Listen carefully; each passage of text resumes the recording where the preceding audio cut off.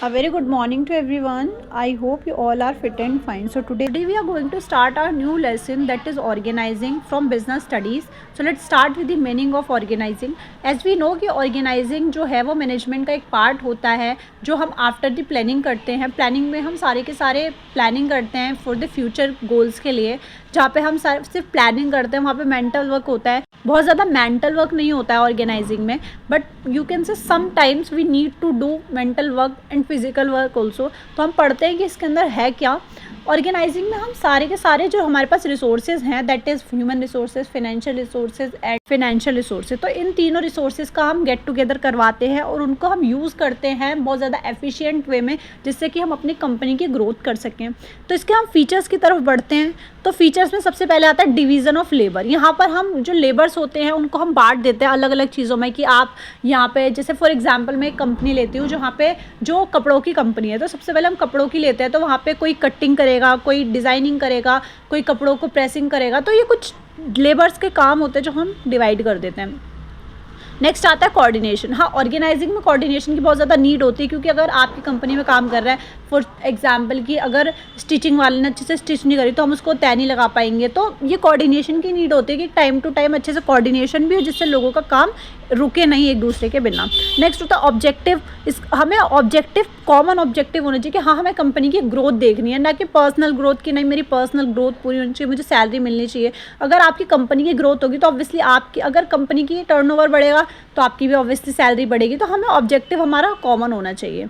Next हम देखते हैं कि ये तो हमारे हुए फीचर्स कुछ जो ऑर्गेनाइजिंग में यूज़फुल है, ऑर्गेनाइजिंग के लिए नीडफुल है, क्योंकि ऑर्गेनाइजिंग एक ऐसा स्ट्रक्चर होता है जहाँ पे हमें हर एक चीज़ को गेट टुगेदर करवाना होता है. हमें हर एक चीज़ देखनी होती है कि ऑर्गेनाइजिंग में क्या चीज़ चाहिए, क्या चीज़ इंपॉर्टेंट है, क्या चीज़ नहीं है. That is all. और इसके प्रोसेसेस वगैरह हम इस चैप्टर में, पूरा चैप्टर जो है वो इसी पे ही बेस्ड है, तो हम इसको पूरा का पूरा बहुत ज़्यादा अच्छे से पढ़ने वाले हैं. तो आप प्लीज़ गो थ्रू करना. नेक्स्ट आते हैं हम अथॉरिटी रिस्पॉन्सिबिलिटी. यहाँ पे अथॉरिटी भी हमें पता है, हमने क्लास 12 में पढ़ा था कि अथॉरिटी वो होती है जब हम किसी को अथॉरिटी देते हैं इस चीज़ की पूरी मालिकाना हक, और रिस्पॉन्सिबिलिटी होती है जिम्मेदारी देना कि हाँ, और कि हाँ तुम्हारी जिम्मेदारी है कि मुझे तुमसे ये काम चाहिए. तो दोनों इक्वल होनी चाहिए इस स्ट्रक्चर में ऑर्गेनाइजिंग के, कि दोनों इक्वल होते हैं तभी काम अच्छा हो पाता है. नेक्स्ट आता है कम्युनिकेशन. कम्युनिकेशन हमेशा हर एक कंपनी में 2 वे कम्युनिकेशन चाहिए होता है, जिससे कि जो सामने वाला है वो कंफर्टेबल फील करके आपकी कंपनी को अच्छा दे सके काम करके, जिससे आपकी कंपनी की ग्रोथ हो सके. तो ये कुछ फीचर्स हैं ऑर्गेनाइजिंग के. अब ऑर्गेनाइजिंग के कुछ एलिमेंट्स होते हैं, जैसे कि मैंने आपको बताया कि डिवीज़न ऑफ लेबर की तरह ही डिवीज़न ऑफ वर्क. अगर हम डिवीज़न ऑफ लेबर करेंगे तो ऑब्वियसली डिवीज़न ऑफ वर्क भी होगा, क्योंकि हम काम ही तो लेबर्स को हम डिवाइड करेंगे. डिवीज़न ऑफ वर्क मतलब कि काटने का काम तुम्हारा है, मतलब कपड़े काटने का, और स्टिचिंग करने का काम सेकेंड पर्सन को दिया आपने. और भी जितने काम होते हैं, प्रेस करने का काम, स्टिच करने का काम, और धुलने मतलब लाइक आपको कपड़ों को रफ करना है, कुछ भी है, पैक करना है, तो सबके अलग अलग अगर काम होंगे तो यहाँ पे क्लैरिटी बहुत अच्छे से आएगी डिवीज़न ऑफ वर्क में.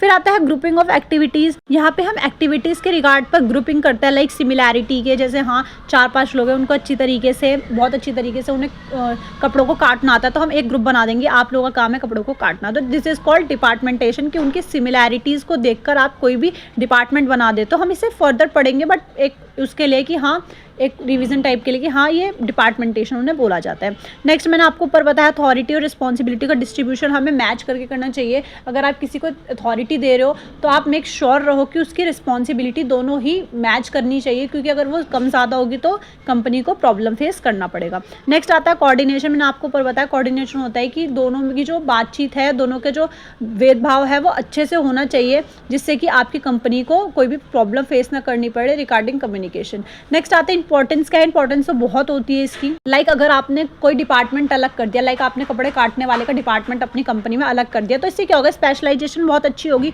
वो बहुत ज़्यादा एक्सपर्ट हो जाएंगे किसी भी चीज़ में, तो स्पेशलाइजेशन का बेनिफिट होता है. या फिर फ्लो ऑफ कम्युनिकेशन, अगर 2 वे कम्युनिकेशन है तो डायरेक्टली फ्लो हो जाएगा और डायरेक्टली अच्छे से आप लोग बातचीत कर सकेंगे एक नॉर्मल स्तर पे, जिससे कि बहुत ज़्यादा क्योश की कमी हो जाएगी, मतलब बहुत जल्दी क्योश नहीं होंगे, इजीली काम जो है वो फ्लो में चलता रहेगा, इफेक्टिवली होगा, रिसोर्सेज का अच्छे से यूटिलाइजेशन होगा. डायनेमिक इन्वायरमेंट में भी आप अपना कंपनी को काम करवा सकते हैं. डायनेमिक मतलब होता है चेंज, तो चेंज कोई भी इन्वायरमेंट चेंज हो रहा है तो उस केस में भी आप अपनी कंपनी को अच्छे से रन कर सकते हैं, अगर आपकी कंपनी में अच्छा काम चल रहा है तो. नेक्स्ट आते हैं हम प्रोसेस. क्या होता है ऑर्गेनाइजिंग का. तो जैसे हमने प्लानिंग का प्रोसेस पढ़ा था, ऑर्गेनाइजिंग का भी हमने क्लास 12th में प्रोसेस पढ़ा था, तो हम इसको दोबारा से एक बार देख लेते हैं कि कुछ प्रोसेस होता है ऑर्गेनाइजिंग को करने का। सबसे पहला होता है कि हम काम को आइडेंटिफाई करते हैं कि हमारी कंपनी में काम क्या क्या है, उसके बाद हम उसको डिवाइड करते हैं, जैसे हमने ऊपर पढ़ा कि डिवाइड किस तरीके से करते हैं। नेक्स्ट आता है डिपार्टमेंटेशन। डिपार्टमेंटेशन होता है हर चीज़ की डिपार्टमेंटलाइजेशन कर देना, मतलब लोगों के अकॉर्डिंग, काम के अकॉर्डिंग लोगों को काम बांट देना, this is called departmentalisation. Next आता है टास्क असाइन करना कि 4 लोग हैं, 4-5 लोगों को अच्छी तरीके से स्टिच करना आता है कपड़ों को, तो मैंने उनको दे दिया कि भाई तुम 4-5 लोग अच्छे से टास्क जो है ये स्टिचिंग का काम तुम लोग करोगे। तो उनकी स्पेशलिटी को देखते हुए, उनके स्किल्स को देखते हुए मैंने एक डिपार्टमेंट में उनको बना के दे दिया, भैया तुम ये करोगे, टास्क उनको असाइन कर दिया। नेक्स्ट आता है हमारे पास ऑर्गेनाइजेशन हायरार्की। हायरार्की मतलब होता है कि ऊपर से बड़े से छोटे, छोटे से, तो हायरार्की को मैंने डिज़ाइन कर दिया कि हाँ आप इससे बातचीत कर सकते हो पर इससे नहीं कर सकते क्योंकि आपसे वो हायर पोस्ट पर है। तो this is called scalar chain, you can से। नंबर 5 में होता है कि आप मेक श्योर रहो कि जो मेंबर्स काम कर रहे हैं उनके पास अच्छे अच्छे रिसोर्सेज हो, प्रोविजंस हो रिसोर्सेज की, कि उनको प्रॉब्लम ना हो काम करने में। और लास्ट आता है कोऑर्डिनेशन। कोऑर्डिनेशन तो ऑर्गेनाइजिंग में मस्ट, आप कोई सा भी पॉइंट लिखो आप उसमें कोऑर्डिनेशन दे देना कि भैया यहाँ कोऑर्डिनेशन होना चाहिए। नेक्स्ट आता है हमारे पास प्रिंसिपल्स हैं कुछ ऑर्गेनाइजिंग को लेकर। तो सबसे पहले वही वाले प्रिंसिपल है जो हमने उसमें पढ़ रखे हैं फंडामेंटल में। तो सबसे पहला होता है यूनिटी का। यूनिटी तो आपको पता है, यूनिटी होनी चाहिए लोगों में, तभी हमारा ये ऑर्गेनाइजिंग काम करेगा, इस कोऑर्डिनेशन। नेक्स्ट है स्पेशलाइजेशन आ जाता है, मैंने आपको बता दिया कि एक ही काम को करने में। कोऑर्डिनेशन अभी हम पढ़ कर ही आए हैं कि कोऑर्डिनेशन होना चाहिए अच्छा, तभी ये चल पाएगी। स्केलर चेन मतलब कि आप हायरार्की में बात करोगे, स्केलर चेन होती है कि आप इस पोस्ट पर बात कर सकते हो, स्केलर चेन किससे कितनी बात करनी है। तो आप ये पढ़कर आ चुके, मैंने आपको चैप्टर 1 में पढ़ा रखा है, तो अगर आपने नहीं पढ़ा है तो सबसे पहले आप चैप्टर 1 की वीडियो देखो जाकर।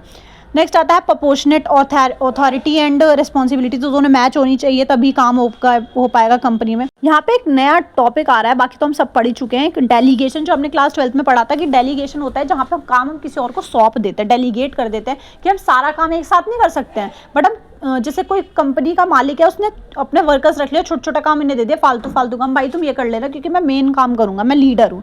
तो दिस इज कॉल्ड डेलीगेशन, काम को किसी और को सौंप देना। ठीक है, उसके आगे होता है कमांड देना, मतलब जो मालिक है वो सबको कमांड देगा, this is called not that much important. Span of control. Next है हमारे पास span of control. Span of control होता है जहाँ पे जो मालिक होता है वो सब पे कंट्रोल रखता है, मैक्सिमम नंबर्स के एम्प्लॉयज़ पर सबऑर्डिनेट्स जो होते हैं वो कंट्रोल रखते हैं लोगों के ऊपर, this is called span of control. Balance, आपको पता ही है कंपनी में डिफरेंट डिपार्टमेंट्स होते हैं, उसमें बैलेंस बनाना है मालिक का काम होता है। कम्युनिकेशन होता है, 2 वे होना चाहिए। पर्सनल एबिलिटी को देखकर हमें, अगर हम कोई भी काम सौंप रहे हैं, मैंने आपको बताया ना कि उसकी स्किल्स को मैच करना चाहिए वो काम, उसकी पर्सनैलिटी को सूट करना चाहिए वो काम। ठीक है, तो वो काम आप उसको दें जो अच्छे से वो कर सके। एक्सपेक्शनल्स होते हैं, एक्सपेक्शनल प्रिंसिपल के अकॉर्डिंग जो रूटीन वर्क है वो बहुत ज़्यादा लीडर को नहीं सौंपना चाहिए, वो हमें छोटे मोटे लोअर लेवल पे होता है वो उन्हें कर देना चाहिए, क्योंकि कंपनी में बहुत बड़े बड़े मैटर होते हैं। तो छोटे जैसे चाय का खर्चा हो गया, कोई छोटा मोटा एक्सपेंस हो गया, अगर आप उसको लेकर के बड़े बड़े बैठेंगे तो उसमें आपका जो टाइम है वो बहुत ज़्यादा वेस्ट होगा, तो इसलिए वो लोअर लेवल को हमें दे देना चाहिए सौंपने के लिए। फ्लैक्सिबिलिटी यानी कि चेंजेबल के साथ, जो टेक्नोलॉजी चेंज हो रही है तो हमें चेंजिंग के साथ साथ अपने जो कंपनी है उसको ग्रोथ करना चाहिए कि जो चेंज है वो उसको अडेप्ट कर सके। नेक्स्ट आता है डिपार्टमेंटेशन। हमें अलग अलग चीज़ों के, अलग अलग सिस्टम्स के डिपार्टमेंट को इस्टेब्लिश करना चाहिए जिससे कि लोगों को बहुत जल्दी क्लैरिटी हो और जो एम्प्लॉयज़ काम करें उन्हें भी काम करने में क्लैरिटी हो। तो इसलिए हमें डिपार्टमेंट बना देने चाहिए चीज़ों के, जैसे कपड़े का अलग डिपार्टमेंट है, शूज़ का अलग है, अगर आप प्रोडक्ट के बेसिस पे लो तो, और अगर आप काम के बेसिस पे डिपार्टमेंट बनाओगे, आपने क्लास 12th में पढ़ोगे 2 तरीके के डिपार्टमेंट होते हैं, और अगर आप काम की तरफ से डिपार्टमेंट बनाओगे तो स्टिचिंग का अलग डिपार्टमेंट, क्लोथिंग का अलग डिपार्टमेंट, पैकेजिंग का अलग डिपार्टमेंट, तो इट इज़ कॉल्ड डिपार्टमेंटेशन। 2 तरीके से होते हैं, अभी आप नीचे पढ़ोगे इसके। वर्क डिवीज़न, मैंने आपको बताया कि काम को डिवाइड कर देना चाहिए, तो इससे बहुत ज़्यादा ईजी हो जाता है काम करना।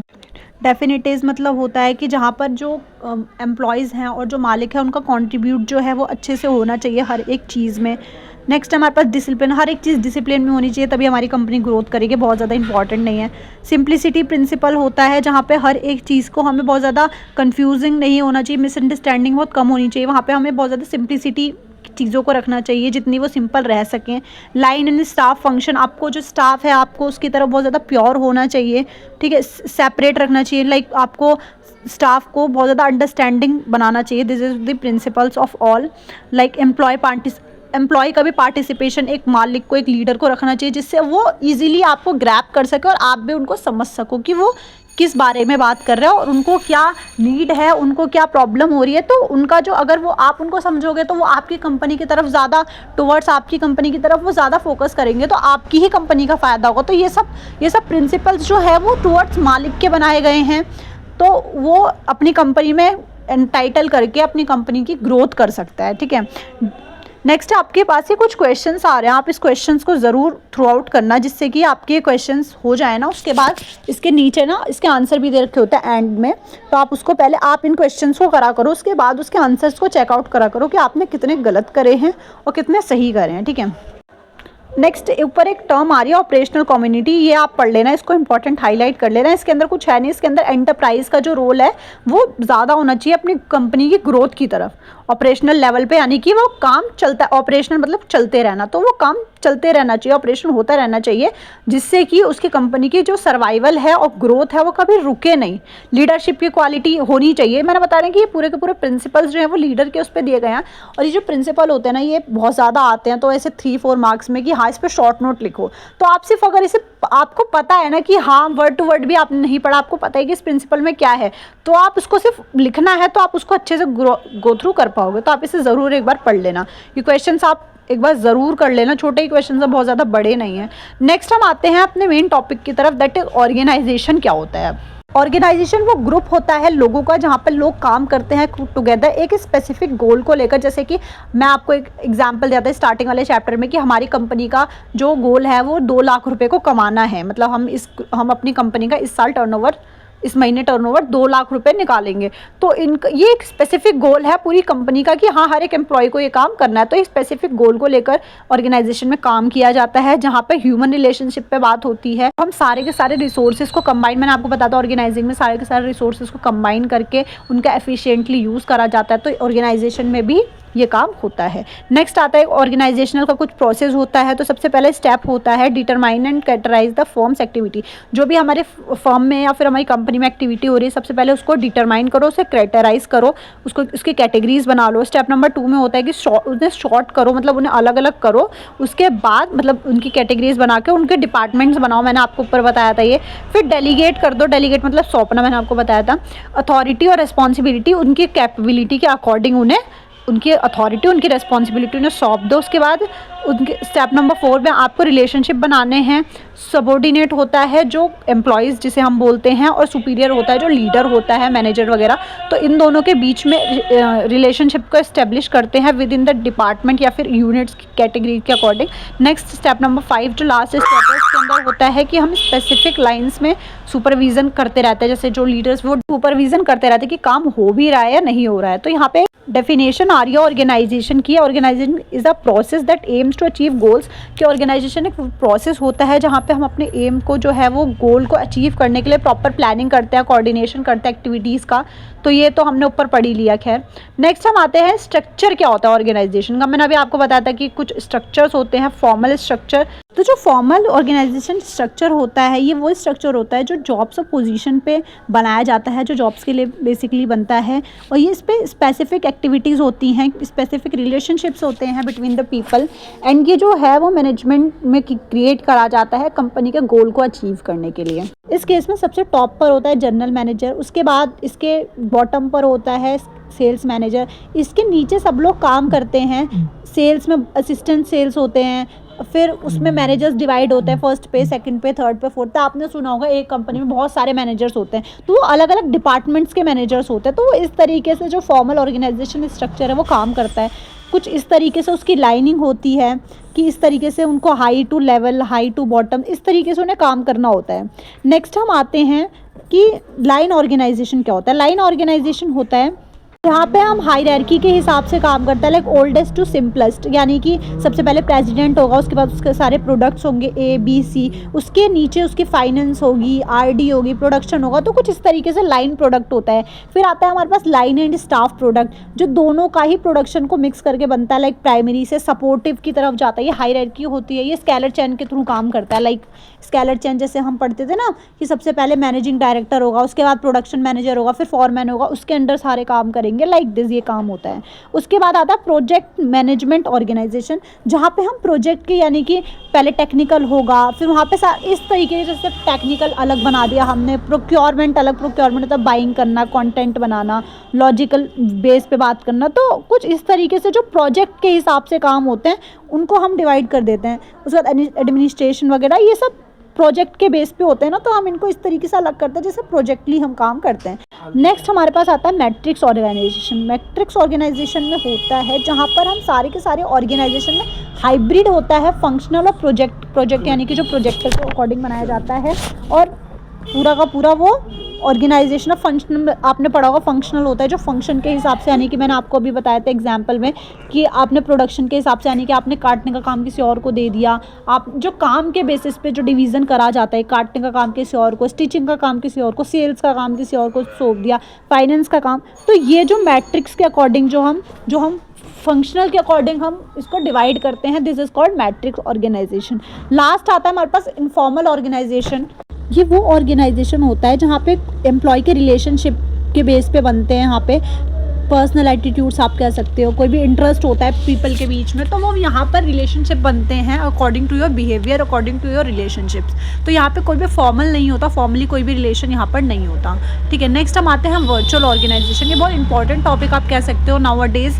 वर्चुअल ऑर्गेनाइजेशन वो ऑर्गेनाइजेशन होता है जो अभी ही मार्केट में इंट्रोड्यूस हुआ है 1990 में, और ये जो है वो डिजिटल मार्केटिंग आप कह सकते हो, आजकल डिजिटली सब कुछ काम होता है, तो इसको हम डिजिटल ऑर्गेनाइजेशन भी बोलते हैं, वर्चुअल ऑर्गेनाइजेशन को।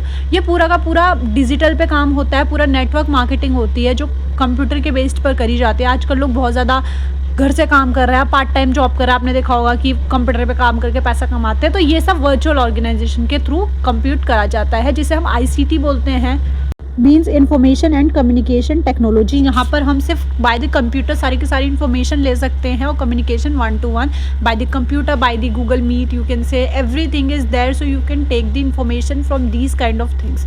नेक्स्ट आते हैं कितने तरीके के होते हैं ये, तो 3 तरीके का वर्चुअल ऑर्गेनाइजेशन होते हैं। सबसे पहले होता है टेली कंप्यूटर्स, नेक्स्ट होता है आउटसोर्सिंग, एंड थर्ड होता है कम्प्लीटली वर्चुअल। तो टेली कंप्यूटर्स क्या होते हैं? टेली कंप्यूटर्स वो होते हैं, वो एम्प्लॉयज़ होते हैं कंपनी के जो घर से काम करते हैं। आपने सुना होगा कि वर्क फ्रॉम होम कुछ लोग काम करते हैं, तो this is called tele computers.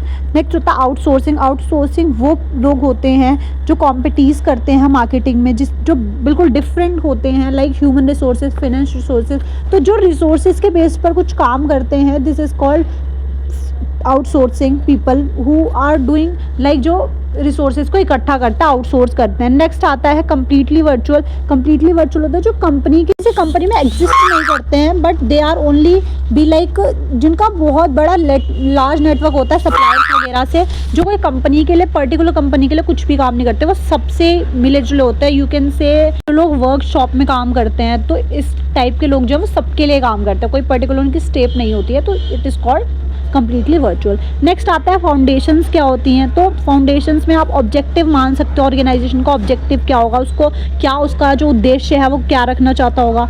Next हमारे पास हो सकता है ऑर्गेनाइजेशन का साइज़ पर भी डिपेंड करता है कि ऑर्गेनाइजेशन साइज़ बड़ा है छोटा है, तो ये होता है फाउंडेशंस होते हैं कुछ। नेक्स्ट आता है आपके पास कुछ क्वेश्चंस है जो वर्चुअली आप देख सकते हैं कि ये क्वेश्चंस आपको करने हैं, उसके बाद इसके आंसर जो एट द एंड में आपको दे रखे हैं। नेक्स्ट आता है हमारे पास डिपार्टमेंटेशन। ये आपने क्लास 12 में बहुत अच्छे से पढ़ा है, फिर भी मैंने आपको ऊपर बताया कि डिफरेंट चीज़ों के लिए डिफरेंट डिपार्टमेंट्स बनाए जाते हैं। तो मैं एक एग्जांपल लेकर चलती हूँ कि आपको किसी कपड़े की दुकान खोलनी है, तो 2 तरीके से डिपार्टमेंट्स बन सकते हैं, फंक्शनल और एक प्रोडक्ट। बाकी ये दोनों मैं आपको अभी बताती हूँ, बाकी कस्टमर के बेस पे बनता है। सबसे पहले हम बात करें फंक्शन होता है जो काम के बेस पे बनते हैं, यानी कि आपकी कपड़े की शॉप है तो आपने स्टिचिंग का काम अलग कर दिया, फाइनेंस का काम अलग कर दिया, मार्केटिंग जिसे करनी है उसका काम अलग कर दिया, HR यानी कि ह्यूमन रिसोर्स का काम अलग कर दिया।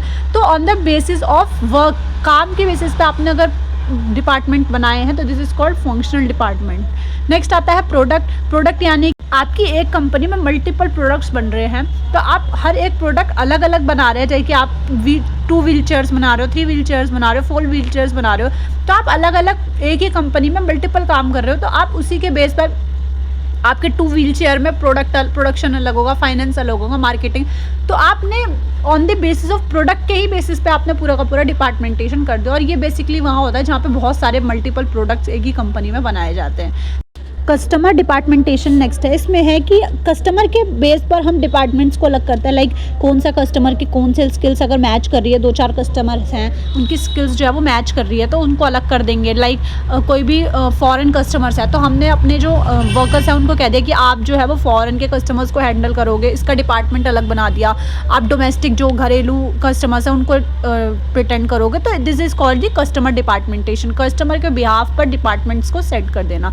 नेक्स्ट आता है ज्योग्राफिकल डिपार्टमेंटेशन। तो यहाँ पे हम एज पर दी लोकेशन, एज पर दी ज्योग्राफी के अकॉर्डिंग जो है हम वो डिपार्टमेंट सेट करते हैं। Like east west north zones में यहाँ पे हम इस तरीके से जोन सेट करते हैं जहाँ पे बढ़ोतरी ज़्यादा हो सके, सेल्स हमारी ज़्यादा हो सके। लाइक नॉर्थ जोन में हमने सेट कर दी डिपार्टमेंट, साउथ जोन में, तो ये डिपार्टमेंट्स हम ज्योग्राफी और लोकेशन के अकॉर्डिंग सेट कर देते हैं। नेक्स्ट आता है हमारे पास लास्ट है प्रोसेस डिपार्टमेंटेशन। जैसा मैंने आपके लिए कपड़ों वाला एग्जाम्पल लिया था, तो कपड़ों में कुछ प्रोसेस होती है। सबसे पहले स्टिचिंग होती है, कटिंग होती है, स्टिचिंग होती है, वीविंग होती है, डाइंग होती है, फिर उसके बाद प्रिंट होता है, उसके बाद वो पैक होता है। तो ये कुछ प्रोसेस होता है। तो प्रोसेस के बिहेव पे भी कि हाँ 4 लोग का सबसे पहले डिपार्टमेंट हमने 4 लोग का कर दिया कटिंग का, तो वो किस पे बेस पे हो गया, किस प्रोसेस है, सबसे पहला प्रोसेस है तो सबसे पहले हमने उन्हें अलग कर दिया। उसके बाद फिर स्पिनिंग होती है, उसके बाद वीविंग होती है। तो प्रोसेस के बिहाफ पर आपने डिपार्टमेंट्स बना दिए, दिस इज कॉल्ड प्रोसेस डिपार्टमेंटेशन। तो नेक्स्ट टॉपिक पर आते हैं, दैट इज कन्फिग्रेशन। कन्फिग्रेशन का मतलब होता है किसी भी चीज़ को डिफाइन करना according to their volume, according to their unicity, उसका कैपेसिटी के अकॉर्डिंग, उसकी स्टोरेज के अकॉर्डिंग किसी भी चीज़ को डिफाइन करना। ये मोस्टली जो है वो कंप्यूटर ऑपरेशंस में देखा जाता है, जहाँ पे हम किसी भी कंप्यूटर का ऑपरेशंस, किसी के कंप्यूटर की प्रोग्राम्स वगैरह को डिफाइन कर रहे होते हैं, डिस्क्राइब कर रहे होते हैं। तो वो इसी से रिलेट कर पा रहे हैं हम ऑर्गेनाइजेशन को, जिसमें हम हर एक चीज़ को बहुत अच्छे से कन्फिग्रेट करते हैं। जैसे कि बिजनेस ऑर्गेनाइजेशन का पूरा चार्ट, उसी के इंपॉर्टेंस है, लोगों के बारे में, हर एक डिपार्टमेंट के एम्प्लॉयज़ के बारे में, जहाँ पर भी वो लोग काम कर रहे हैं, तो हम हर एक चीज़ को कन्फिग्रेट करते हैं, डिस्क्राइब करते हैं, डिफाइन करते हैं वहाँ पे। तो it is called configuration. Configuration जो है वो किसी भी चीज़ को डिफाइन करने में बहुत ज़्यादा हेल्पफुल होती है। कन्फिग्रेशन में जो है ऑर्गेनाइजेशन में कन्फिग्रेशन का काम होता है डिफाइन करने का, रिलेशनशिप्स को डिफाइन करना और ऑर्गेनाइजेशन के स्ट्रक्चर्स को डिफाइन करना और उसकी कैपेसिटी को डिफाइन करना। तो ये कुछ क्वेश्चंस मैंने आपको बताया था कि ये क्वेश्चंस जो हैं वो आपको करने ही होते हैं, बहुत इंपॉर्टेंट होते हैं। ये कुछ समरी आ रही है पूरा चैप्टर करने के बाद, आप एक बार इसे गो थ्रू करना। फिर ये ग्लॉसरी आ रही है, पूरा चैप्टर अगर आपने पढ़ा है तो आप इसे एक बार से रीड आउट भी करोगे ना, इनफ है। और नहीं भी करोगे तो आप पूरा चैप्टर अगर अच्छे से 1 to 1 रीड आउट करके आए हो तो इट इज़ इनफ। जो ऊपर आपके क्वेश्चंस आए थे उनके आंसर नीचे कुछ क्वेश्चंस आ रहे हैं जो आप ज़रूर करा करो। ये क्वेश्चंस ना बहुत इंपॉर्टेंट होते हैं, जो DU ने ही एस्टेब्लिश करे हुए हैं, तो आप इसे ज़रूर करना। और अगर आपको कोई भी प्रॉब्लम हो तो please let me know in comment section. अगर आपको कोई भी रिगार्डिंग प्रॉब्लम आ रही हो वीडियो से तो आप मुझे कमेंट सेक्शन में ज़रूर बताना, मैं उसको इम्प्रूव करूँगी, अपनी एस्टेब्लिशमेंट को अच्छे से करूँगी दोबारा से। और अगर आपको वीडियो अच्छी लगी हो तो please do like, comment, share and subscribe the channel. Thank you for watching the video guys.